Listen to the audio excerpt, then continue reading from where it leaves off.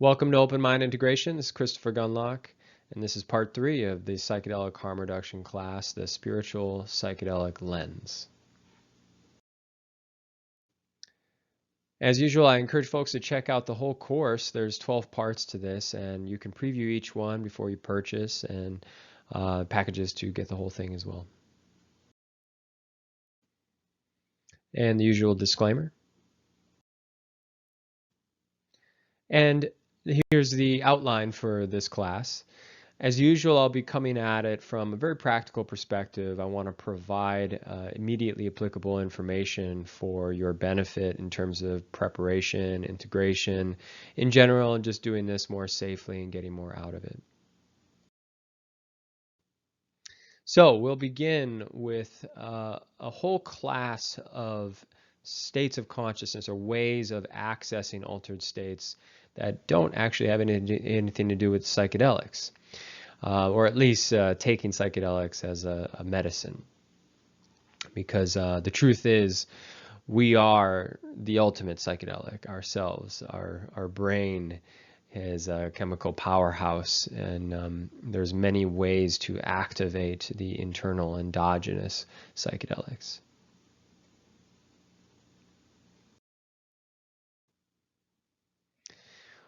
One of the obvious ones, meditation, prayer, these quiet, contemplative, or more detached states of consciousness where we limit our experience, our sensory input, so that we can then focus on just the thoughts, on the quietness between the thoughts, and eventually accessing states beyond thought itself. And yeah, this is great for just general practice. It's something that can just reduce stress on a surface level, but obviously there's ancient traditions, and it's embedded into every religion. Anytime you're looking to see beyond the box that you're in, some sort of meditation or prayer is involved.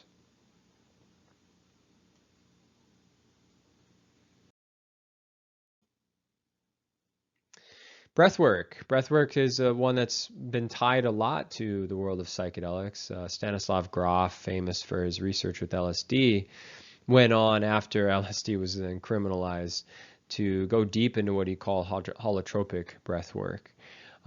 This is one of the more hardcore styles of breath work where you really kind of push yourself to the point of, well, you're tripping out, and it's definitely no joke. Once you can get there, and it takes some pretty hefty breaths to do it, so there's a little bit of a physical learning curve there, but it does work. It absolutely alters your state of perception, your egoic attachments. Your senses, the whole thing. It can be pretty intense, but it works. It definitely works. Of course, breath work exists far outside of just the world of Stanislav Grof and his kind of psychedelic-oriented framework. Really, I think yoga is a big one to mention. Breath is part of yoga just as much as movement. And so you got a lot of different styles for different intentions, different purposes. Rebirthing is another one that comes up a lot in the world of kind of deeper practices. But I mean, breath work can be in so many forms, and breath is just something we all do. It's just a matter of how intentionally are we doing it. Are we doing it with the intention of really kind of letting go of some of the normal attachments that we have.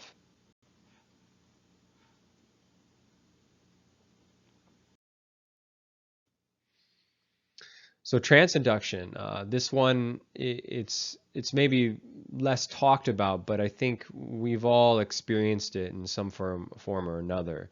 I have here some just examples of, I would say, more organized trance induction.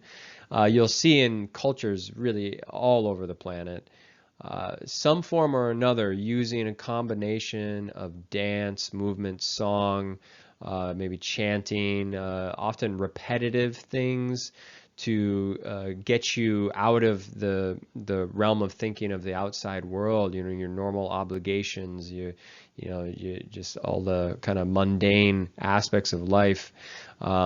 Especially when you do it in groups in your community too, when you're in a crowd of people all doing the same thing, wearing the same clothes, it eliminates the distinctiveness. This effect, it's significant. It's hard to describe, but there's this kind of sense of unity and a greater perspective. Notice I put in the lower left there a modern dance club, EDM rave or something like that. I honestly think, we're doing a very similar thing. It's obviously a modern approach to this, but I think a lot of us even go there with the intention of letting go a little bit, checking out of the normal day-to-day stuff and, losing yourself a little bit. And so I think we're all naturally really drawn to these states of consciousness, whether we think about it in that way or not. So yeah, trance induction. I mean, there's also the trance genre of music too. So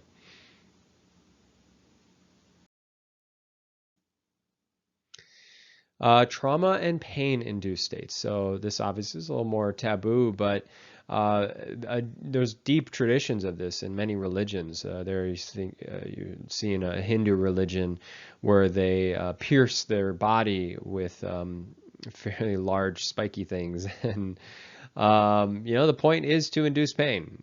That is the point, because the pain is it's a potent way to, again, take you outside of that normal default way of thinking. It eliminates the distractions. It really focuses your attention, and it's no wonder that it's been used as a way to get closer to God. As a way to detach from the body for a moment. To let go of some of the normal bodily desires. I put in the lower right another kind of modern example, albeit unintentional, where we can injure ourselves to the point where we're kind of down for the count. We don't have any choice but to just go inward, and unfortunately most people are kind of sedated at that point with different kind of substances. But still, you hear some stories of people having interesting visions and experiences. Sometimes it's the drugs, but I think also just intense trauma, being in pain, takes you out of your body, and you're more likely to kind of drift away into those other dimensions.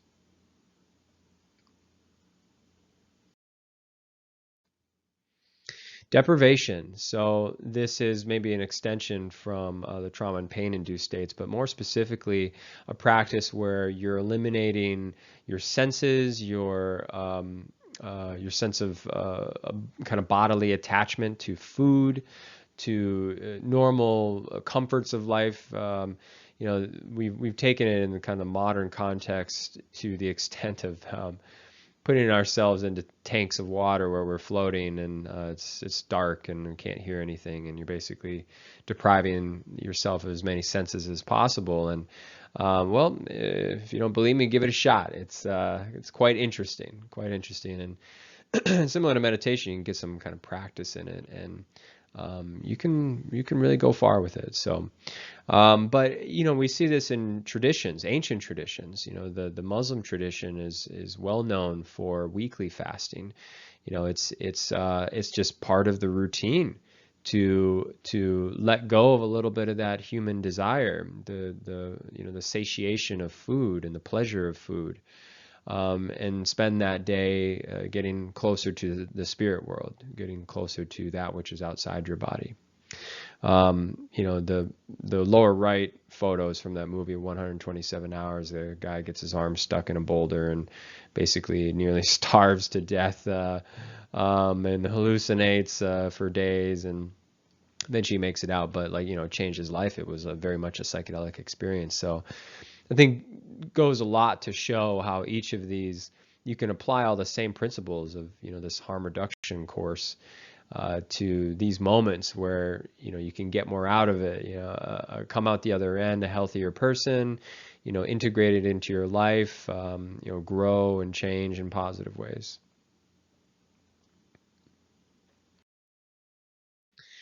And dreams. Can't forget about dreams. It's a beautiful thing that we all have access to.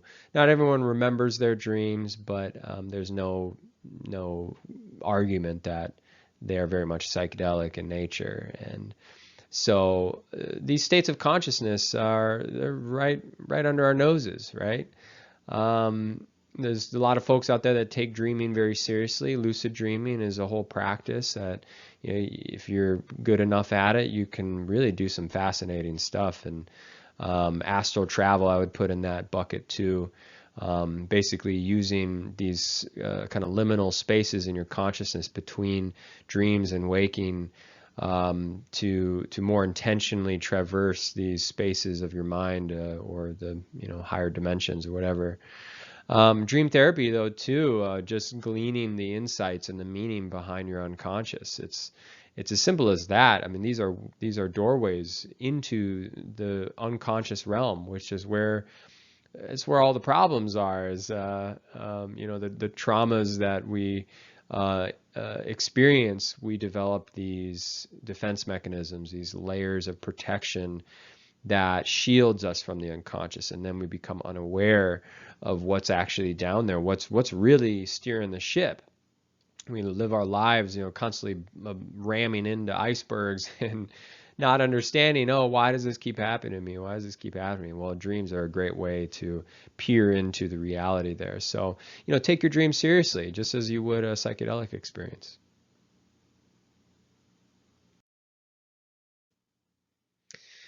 And here, this diagram is just to illustrate the potential of layering. I talked about that in the last class, pharmacology of psychedelics, and especially in those lower dose ranges of psychedelics, microdoses, you really kind of have to layer something. You got to do some other practice to make it count.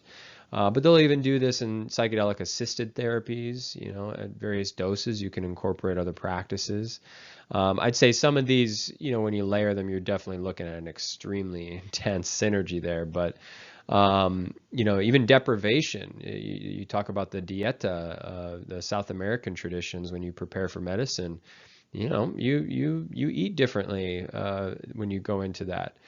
Breath work. Breath is a huge part of shamanic ritual. It's potent energy. It's how you move energy and become much more in touch with that. So psychedelics can honestly open people up to any of these other realms in a big way. I know a lot of people start meditating after they tried psychedelics, and so there's an appreciation, a cross collaboration, and cross pollination. So. Yeah, I like to look at it holistically. These are all really part of the same thing.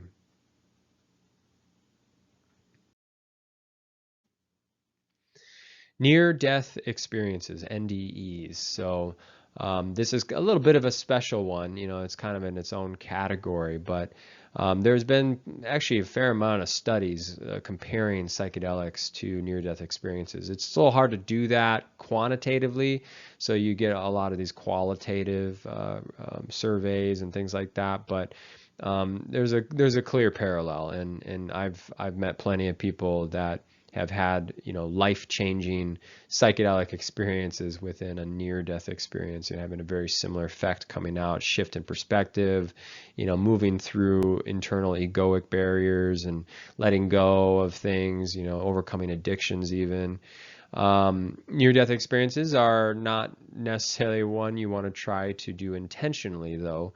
Obviously, you're risking real death, but a lot of times this is just going to happen to you, and you got to kind of go with the flow. And I imagine there's a lot of again kind of cross understanding. If you engage with some of these other practices like psychedelics, chances are your near-death experience could be something you already kind of understand how to integrate it.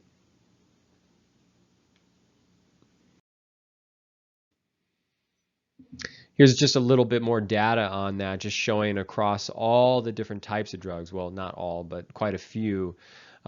you see the highest correlation or similarity with near-death experiences amongst the psychedelics almost exclusively. You can see the kind of blown up portions on the upper two sides there. You see on the far right end, DMT, psilocybin, 5-MeO, LSD, mescaline, salvia, ketamine. That's to be expected, right? Compared to on the left side of things, the least similar. You've got just a bunch of, I don't know, pharmaceuticals and I don't know, various recreational. I think a lot of them are like psychiatric meds, like antidepressants and things like that.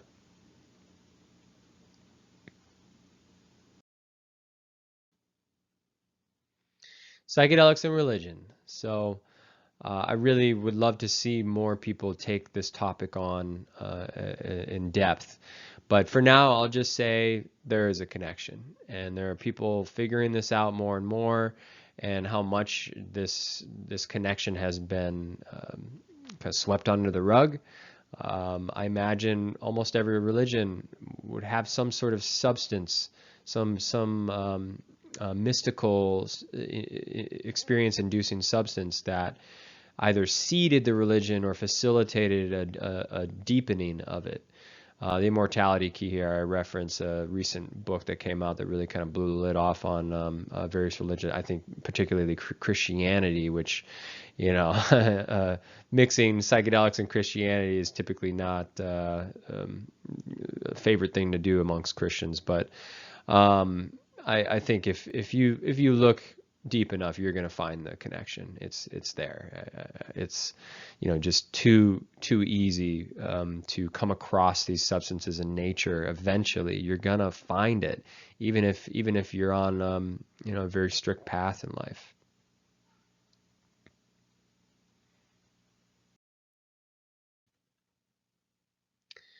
So in this next section, I want to be talking more specifically, what is this experience of spirituality?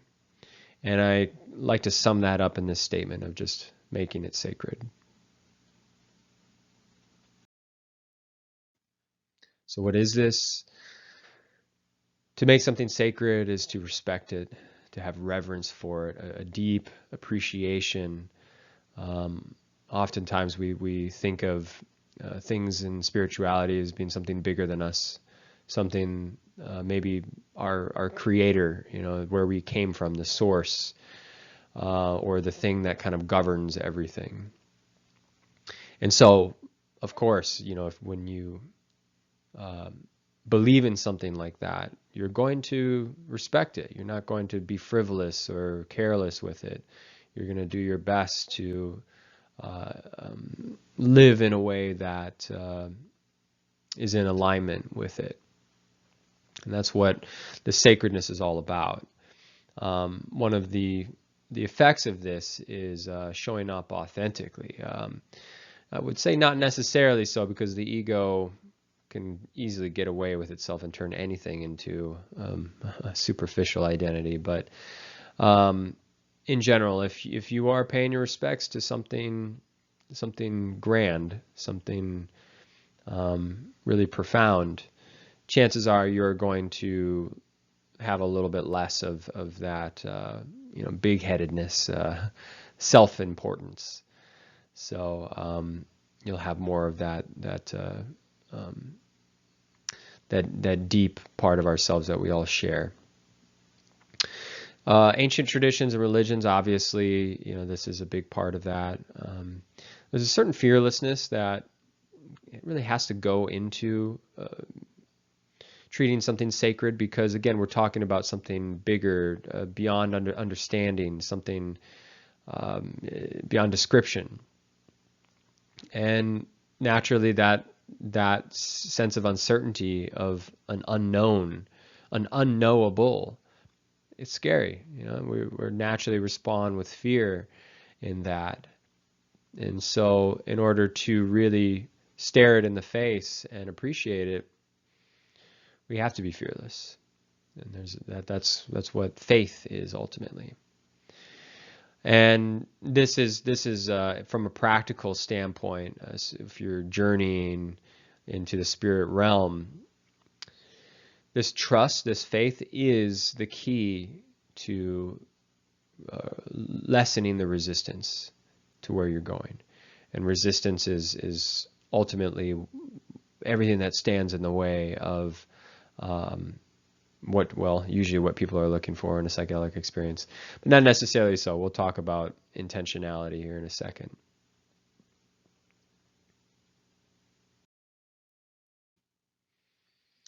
So a very key concept here, intention versus expectation.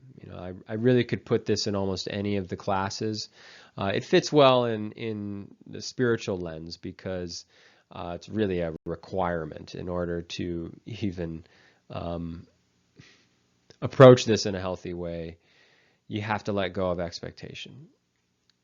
And so the difference here, intention, what we're talking about is how you're showing up. It's just what you're coming in with. What kind of baggage are you carrying in? Whether you like it or not. And where would you like to go? What direction generally would you want to take? What's the trajectory of the journey? Are you doing it to better yourself? Are you interested in growing in a positive way? Or maybe your intention is to escape, to dissociate, to maybe just indulge. Could be any kind of intention, and I'm not placing judgment on that. I'm just saying how much of an impact it has, whether or not you do it intentionally. Expectation, though, this is the outcome, the result. I want to cure myself of whatever ailment, or I want to become this person specifically. Inevitably, these are opinions that are driven by your ego. It's going to be just, it's all your insecurities, your fears. That's what holds on to outcomes in general. That's why we expect things to happen, is because we've got this egoic attachment. We think it needs to be a certain way, but really it's that sense of control that's holding us back. There is an authentic self beyond the ego that ultimately is really where we're going. It's just our ego gets in the way, slows it down, and derails and distracts. And this art of psychedelics and just in general these practices that help us get beyond the ego, that's what they're there for. They remind us of the true direction we're on, whether or not our ego likes it, right? And that's why it's so challenging for the ego. So this one concept alone, it can get you through the preparation and the roughness of what can come up in a psychedelic experience. So yeah, really give that one some thought.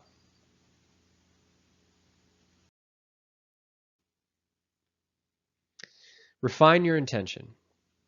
So think of it on a spectrum, right?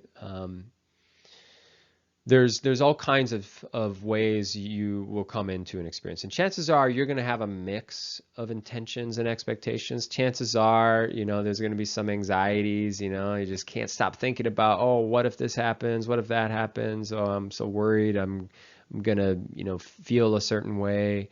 It's very hard to let go of those, even after 18 years of using psychedelics myself. Almost every time there's always still some of that skepticism of like, I don't know. I mean, unless I'm really, really in the groove, and there's always a little bit of that contamination. So go easy on yourself. Recognize that it is a spectrum, and just try to be mindful where you're at in that spectrum. Where are your thoughts taking you? Are they really settled on a specific outcome? Or are we, treating it loosely? Are we lightly holding on to something? Think of it as like all you have to do is just give it a little push and then let it go. And that's what setting intentions are like. It's just a little push in a certain direction, and then you let it go where it's gonna go. And so yeah, give that a shot.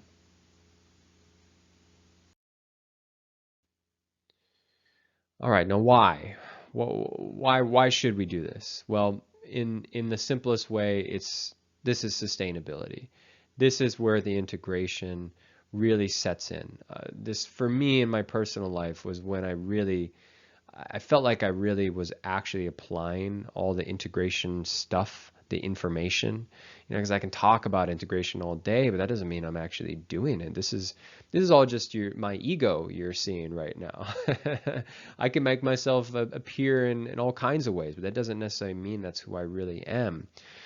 And if we want to live a life where the facade, the ego, the mask is sustainable, where it's not constantly like hitting against a wall, this is it. This is how you stay in the flow so that you're not so attached to just one mask, one form of identity, but you can adapt. You can flow like water through the rocky waves of life. And so that amounts to just getting more out of the experience. You're gonna be more present with it. When the psychedelics are strong, you're not going to resist them as much, and so you'll go deeper. And ultimately, just you have full integration, get more out of it.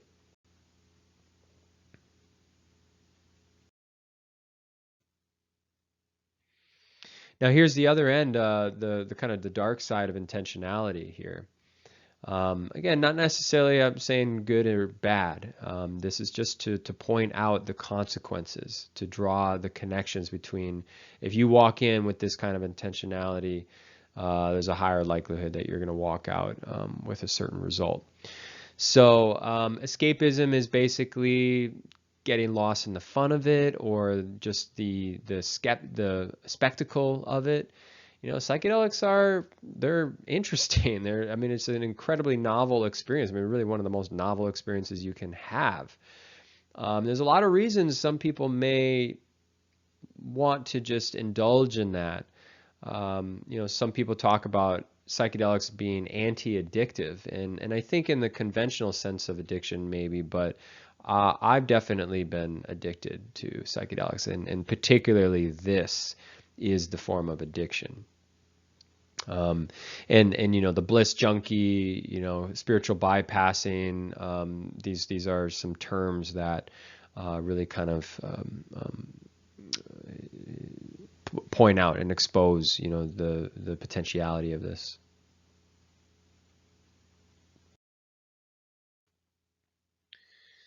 So the mystical experience, this is that realm of consciousness, beyond the material, beyond the ego. So I'm just kind of defining it here so that we can put in the context of where our egoic relationship is with it, and how do we get there? What is it good for? The mystical experience, it's that total surrender, and surrendering control of your reality ultimately, and giving into the concept that your reality isn't necessarily just what your default perception and ego are creating, but there's a reality beyond that, one that you don't have any control over, one that just is no matter what you do. And that's a realm where everything is really connected. You get that unity experience. It's infinite. Consciousness, it only seems finite when you stay in the box, basically. And if you've only ever been in the box, you wouldn't know there's anything out of the box, or that there is a box. So, that's one of the reasons why this mystical state comes into play. Also, more real than real.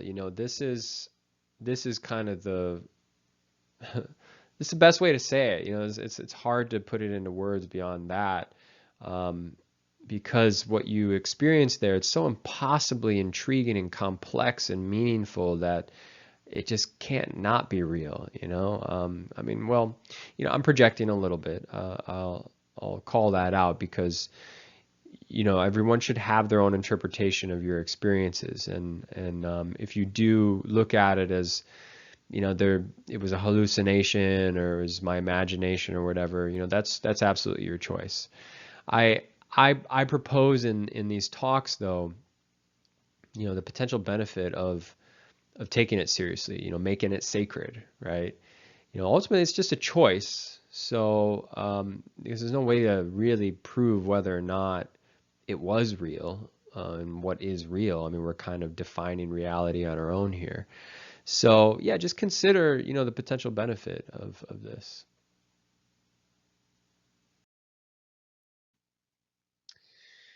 And that being said, if focusing on this too much can also be a detriment. If you desire the mystical, you get into that little irony, the paradox of the mystical experience, and that is you can't control it. And so anytime you try to get there, you just get further away. And so, yeah, that's why the letting go, the whole surrender thing, that's what that's all about. The only way to get there is to not try to get there. And if you're constantly finding yourself wondering, did I have a mystical experience? Was that? Do I need a mystical experience? These kinds of questions are, again, you trying to control the outcome. And so really just focus on the journey itself. There's going to be ups and downs. Sometimes you'll feel, less enlightened. Sometimes you'll feel more enlightened or whatever. But just like any other thought, allow that just to be, and don't try to question it too much. There's a level of understanding, but in terms of like taking those next steps, it has to be stepping into the mysterious, the uncertain. It's the only way.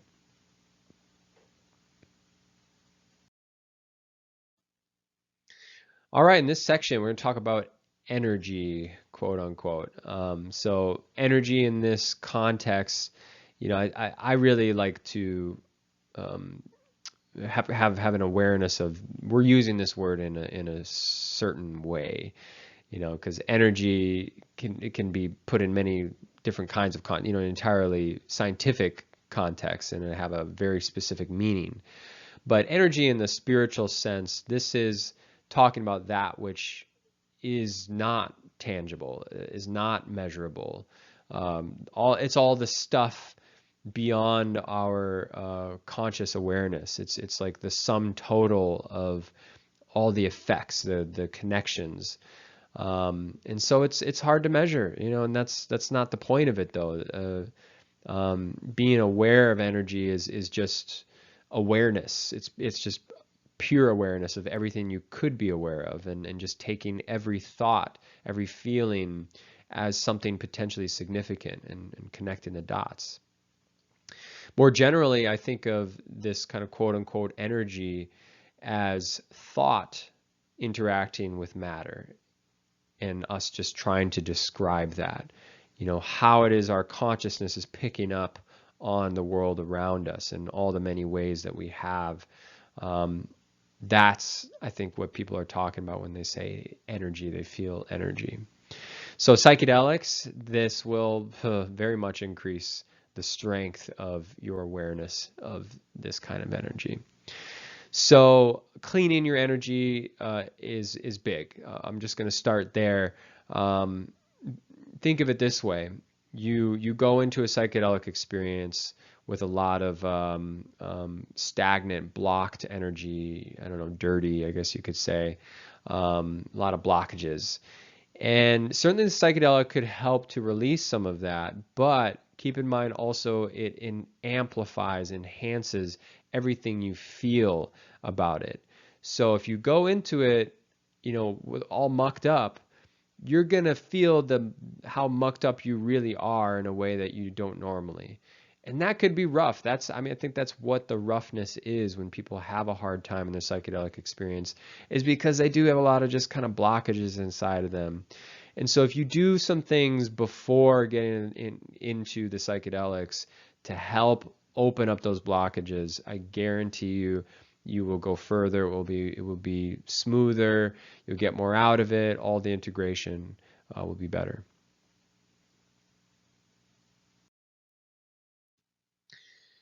So how do we do that? How do we clean our energy? Well, this is where you can consult the ancient ways. Believe it or not, there's a lot of wisdom in them.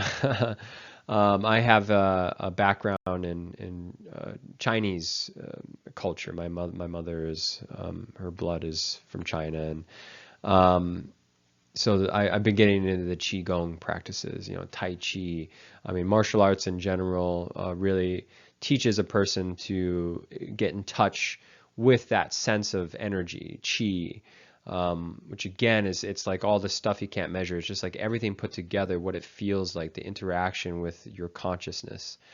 And boy, it made a big difference. I really am well, frankly, it's turned psychedelics from being a potentially harmful thing in my life, doing them too much and, feeling the burden and the stress of pushing myself that far, to now now that I understand, how to go in with a cleaner energy, more open channels and less blockages. I can get way more out of it, and it's just smoother, right? And I can do more without feeling depleted. Because that's another thing I think people don't talk about enough of is the depletion. Psychedelics, they come with a cost. Like, yeah, they'll get you to that mystical state very quickly, very powerfully, but not for free. You have to be responsible, and I talk about that a lot more in another class, the mindset body set, how you can be more intentional in your preparation to make sure you're not coming out worse or weaker after a psychedelic experience, because it's going to set you back. Like, sometimes you do have to kind of break yourself down and build yourself up. But if you're broken down so much where you can't build yourself up, what's the point? Why did you do that?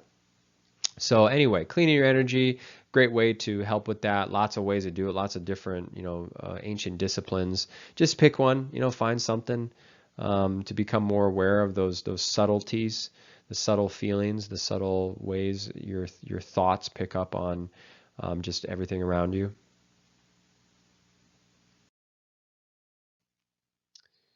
Vampiric energy. So, I'm putting this in here because it's, from a practical standpoint, something we have to deal with. We live in a world where, a lot of people just have no awareness of how they're affecting other people.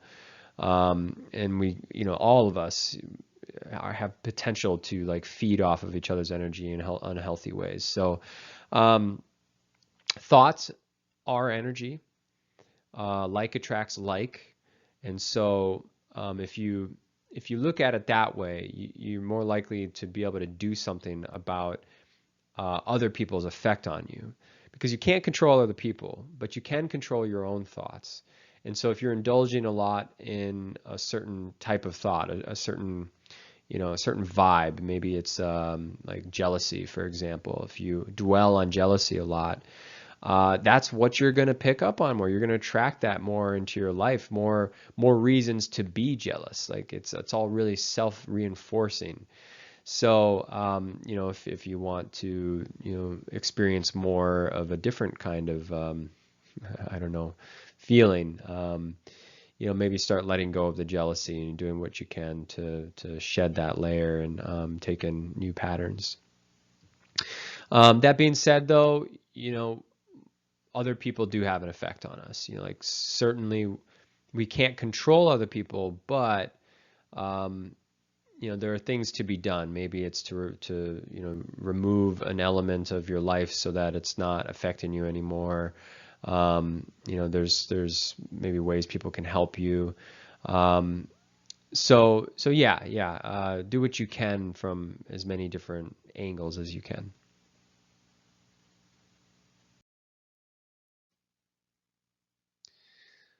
All right, sacred settings. So this is getting to, what does a sacred thing look like? What makes things look sacred? Um, and from a really layman's perspective, we think of things like crystals, sacred geometry, incense, tapestries, paintings. What's the connection there? Why do you see those kinds of things in like sacred places? Well, I think a lot of it has to do with beauty. The way something draws your attention in. Because again, think back to the other ways that we access these realms. It's the underlying commonality is letting go of the distractions, letting go of our attachment to egoic matters. And one way to do that is to create a setting that's just so awe-inspiring, and you just can't think about anything else because it's just like so beautiful, and there's so much meaning there.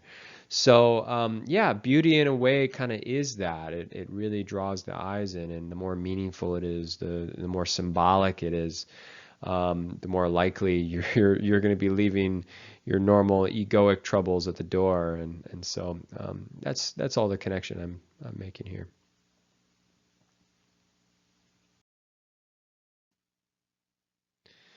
So rituals, circles, ceremony, why do we see these practiced in the realm of spirituality? So it's more of what I've been talking about. The rituals are designed to put you in a context that's detached from the normal kind of material realm you're in.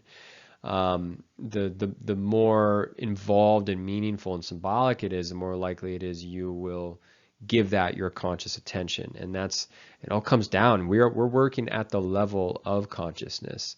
And there's a lot of good reason to see consciousness at the basis of everything you do.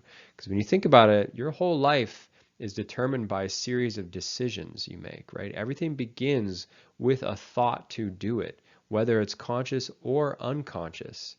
And so if you can change what's happening at that level of thought, of consciousness, you're going to have the greatest effect on the most of your life. So that's why psychedelics are so powerful and spirituality is powerful, because you're operating at such a fundamental layer of what manifests your experience of reality, of your life, every decision you make. So just some key pointers in this. Start and end in circles. Circles are a nice way to keep the energy open. Grounding exercises, make sure, while you're allowing, a detachment from egoic things, you're still grounded where you're at, so that you have somewhere to come back to and to, again, bring the meaningfulness back into your life. Presentness, that's kind of what it's all about. Invitations to initiate, as opposed to forcing things, because again, that's kind of inserting control and an expectation of an outcome. Make it sacred. Yeah, just make it sacred. Altars are nice. Basically, it's just items of personal significance, right? It's just putting a bunch of stuff that means something to you, and again has that beauty element. It's attractive. It brings the attention in, but then there's depth there too. If an altar can have items that bring you to a place that's deeply meaningful and personal, yeah, you're more likely to let go again of those distractions, the egoic attachments. So lots of things you can do. Anchoring, it's just that reminder of what's most important in your life. A lot of ways to do this, though.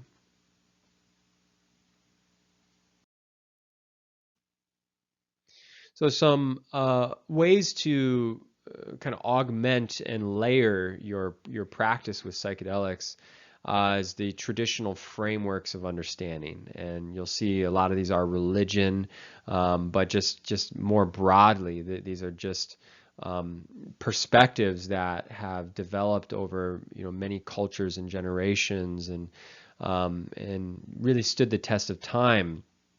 I like to think of them as sort of handbooks for the human experience, but just from individual perspectives.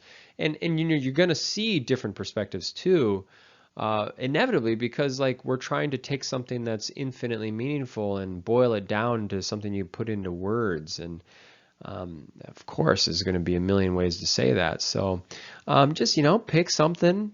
Doesn't really matter, whatever feels right to you. There's no one that can tell you one's better than the other. I think that's silly. Just pick something.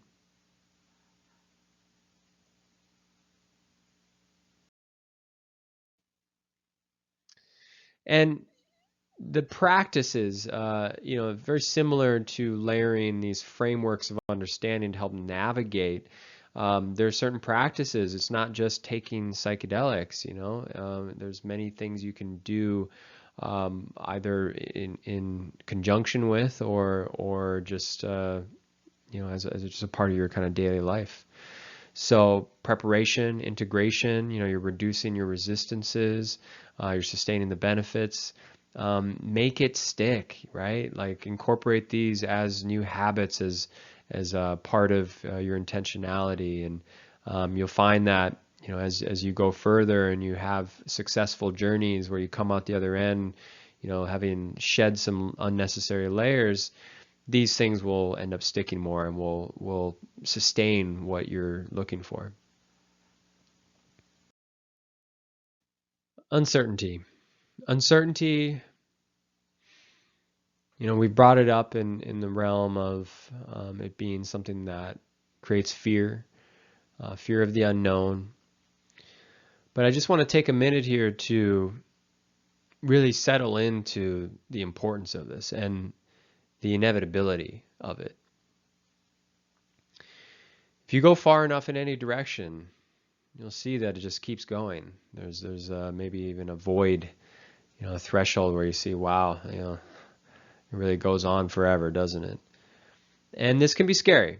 I'll recognize that. I've been there myself, and it's hard. It's hard to place this one little tiny thing amongst infinitely many things as significant.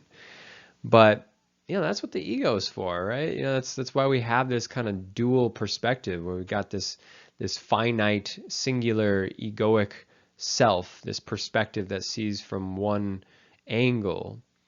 But then we've also got this self that sees beyond all of that and that can plug into the infinite, into the void, become part of it. And that's the big conundrum of this whole thing, is somehow we're both. Somehow, as opposite as they are, they're both. So, I'm just trying to illustrate that it is what you make it. It's your perception, the subjective choice of what does it mean that can mean the difference between being terrified or being awe-inspired. So, just consider that, what is really maybe causing you to have the perspective you have, and why? Is it worth it?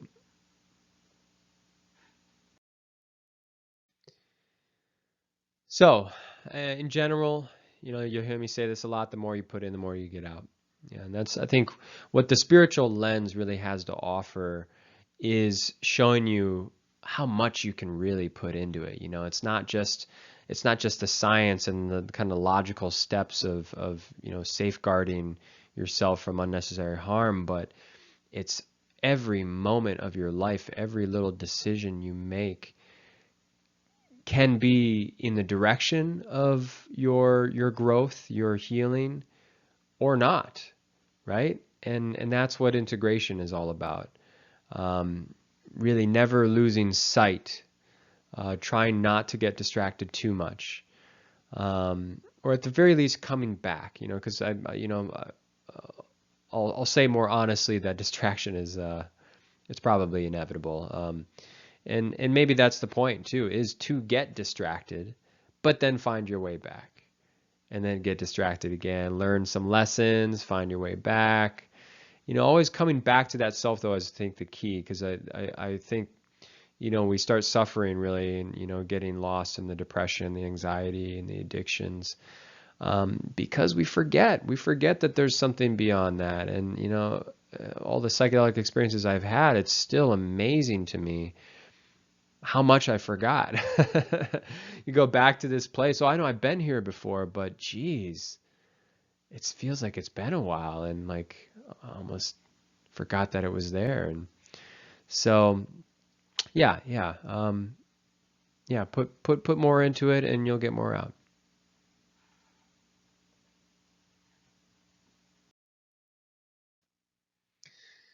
So good work. This has been the spiritual psychedelic lens. If you want to go deeper, there's a lot deeper to go. So would love to help. And there's a ton more awesome content in the psychedelic harm reduction course, 12 classes altogether, each one designed to offer some really in-depth practical education on how to reduce your risks, maximize your benefits. And you can view all the slides for every class for free at openmindintegration.com. And there's a bunch of other educational content up there as well. And my personal services, of course, for people going through preparation and integration processes.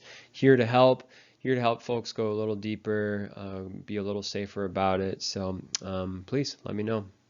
Thank you.